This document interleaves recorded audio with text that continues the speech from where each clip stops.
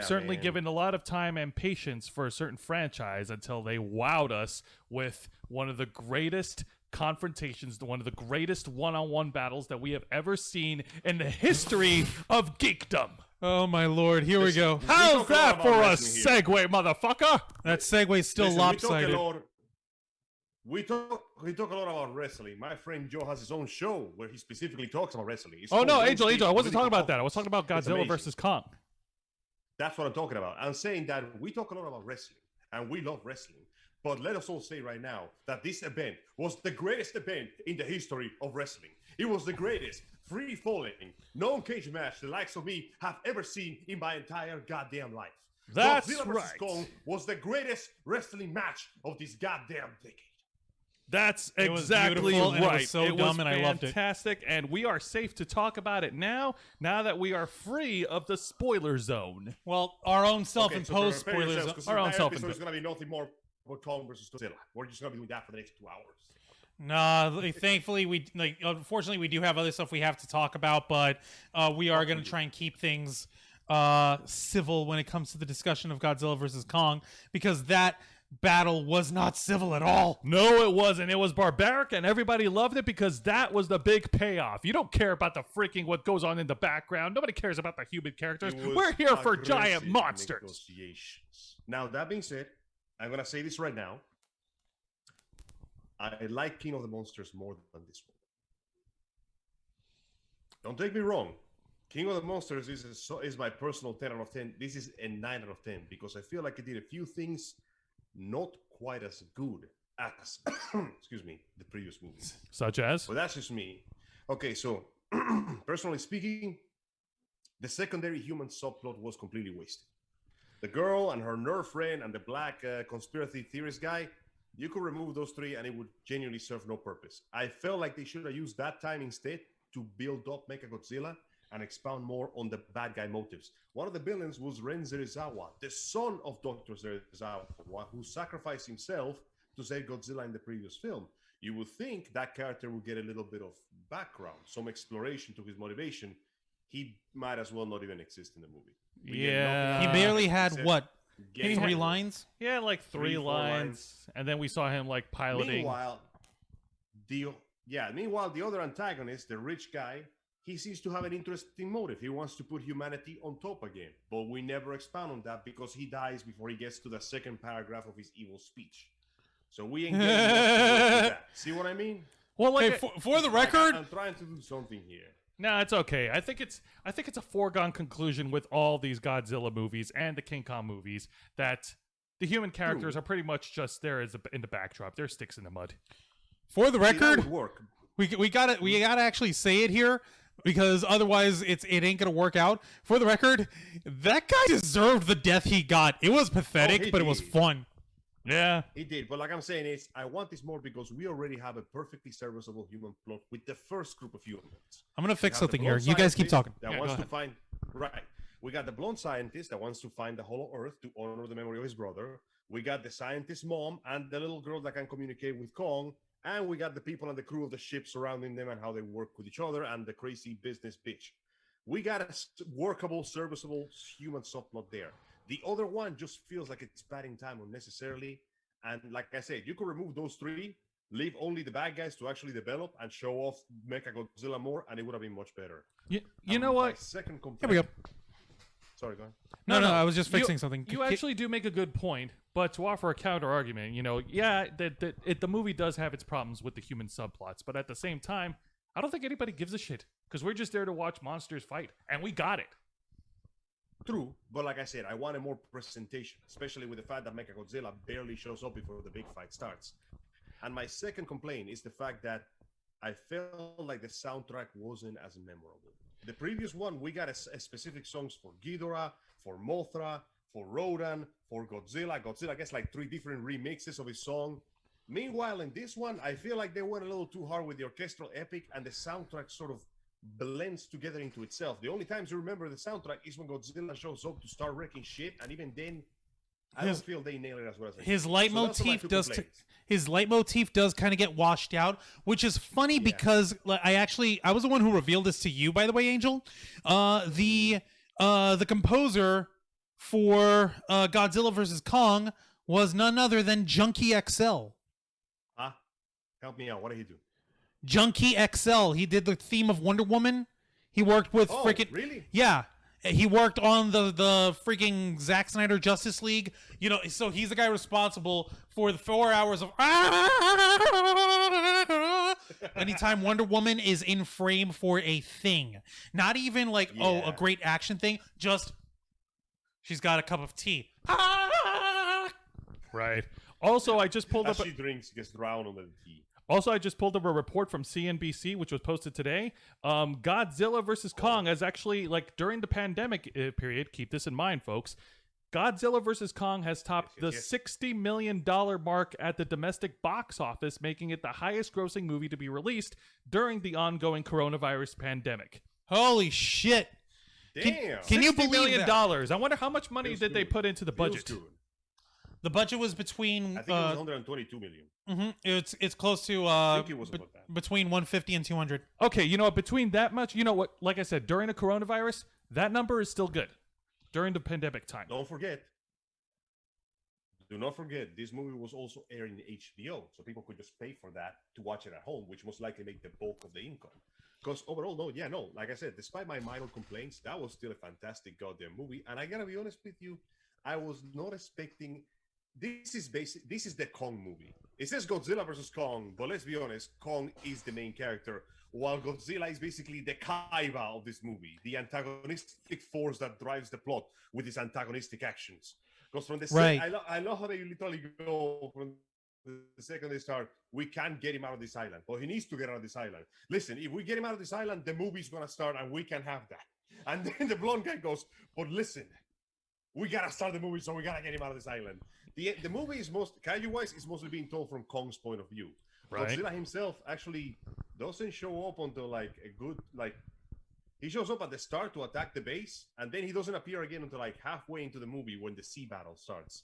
So clearly, this movie is based on Kong's point of view. And let me tell you, I'm thinking that Mr. Kong is regretting getting the spotlight, because I swear to God, that poor monkey spends the last 2 hours getting his ass beat. It's fucking amazing. Hey, man, I'm all for... That dude goes through so much shit for one movie. But you know what? I love the character, and that's why I'm personally with Team Kong. That being said, the article elaborates a little bit more. Article from who? Where again? From CNBC, same one. Okay, basically stating that as it stands, Warner Brothers films currently represent 4 out of the top 5 highest grossing films released during the pandemic right now. Another movie called Tenet is the second highest. Wonder Woman 1984 broke the box office with $46.2 million and fourth. And of course, in the fifth, there's the Tom and Jerry film, which made $40.3 million in the box office. The Tom and Jerry movie, of all things. If I recall, that is the first actual Tom and Jerry full feature-length film we had since the first one that wasn't direct to DVD. And this one was the one that played the whole streak with the Who Framed Roger Rabbit shit, real people. 2D animated and real people. And we had Chloe Grace Moretz, Hit Girl. Yes. That being said, that's who the blonde kid is. That being said, as far as this movie goes, I liked it. It was great. Godzilla vs. Kong was awesome. Yes, Angel, I do agree with you on the complaints about not elaborating more on the subplots with the humans. But honestly, like when I first saw the movie, I had expected, no way. The human plots, they're not going to hold up to the monsters. And I think they knew that as well. You know what? As far as is concerned, we got exactly what we came for. This is exactly what it says on the tin. I have a tin that says Altoids, Arctic Peppermint Mints. I opened the tin, and guess what I got? I got Altoids Arctic Peppermint Mints. Tits? No, the tin. Goddamn it. You immature jackass. I'm trying to make a poetic point. Go on. Local man attempts drama, fails. Go on, Juan. Go on. We tried to, the one thing that I don't get with people is some folks argue that there's too much human plot, and then when we dial back the in Godzilla 2014, the start of this whole thing, they're like, oh, that's too much human. Godzilla King of the Monsters comes around.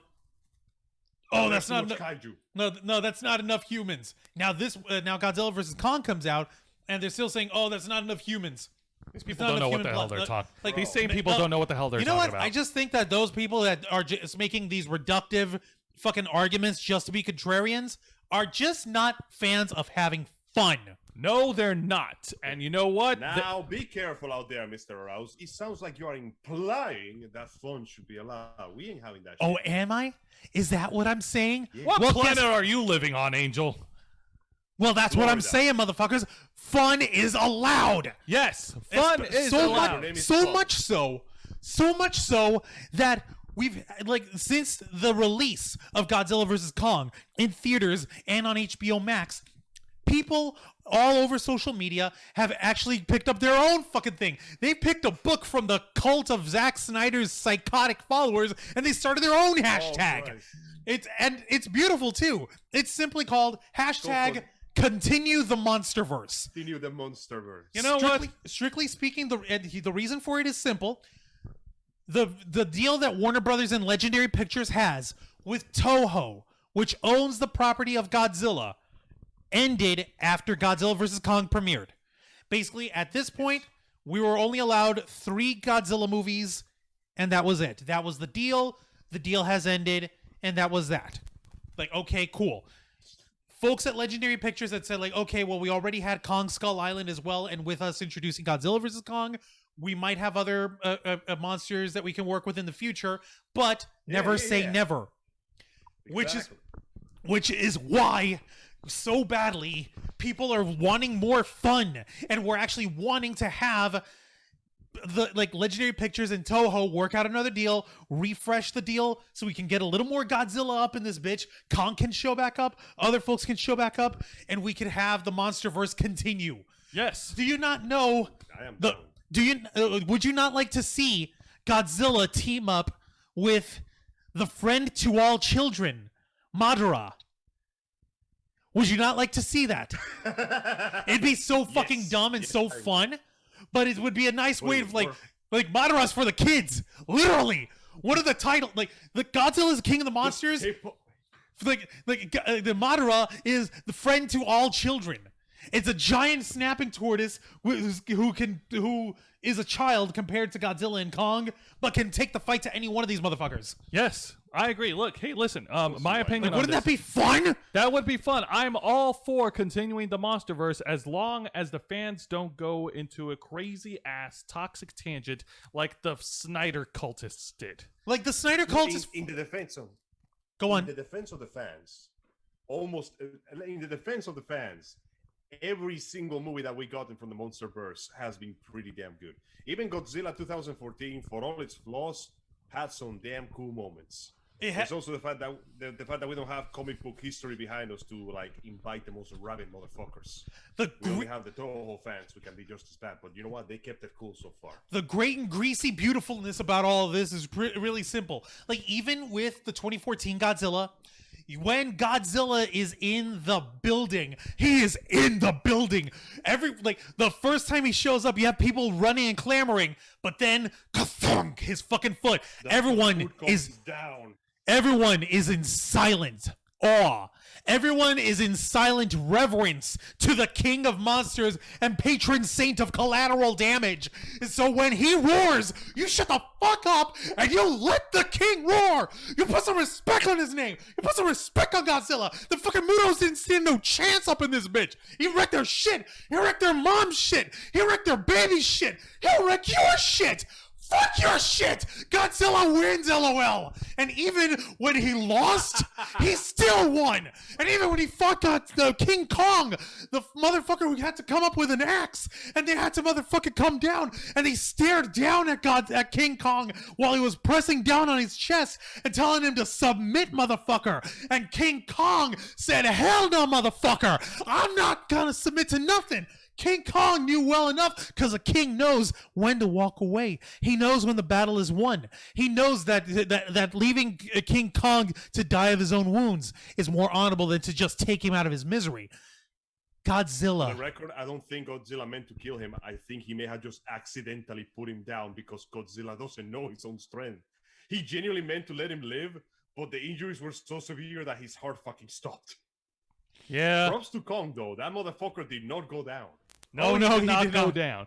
And, Yeah, I guess there's not much else to say. I mean, this is awesome. I love it, and I do want to see if they continue with more monster movies to add to this MonsterVerse. I will put my butt firmly on this seat, sit down in front of the TV, and I will watch it. If it weren't for the fact that I haven't been vaccinated yet for the freaking thing, because I refuse to go anywhere in public, in any venue, regardless how socially spaced, until I get vaccinated. That's my rule.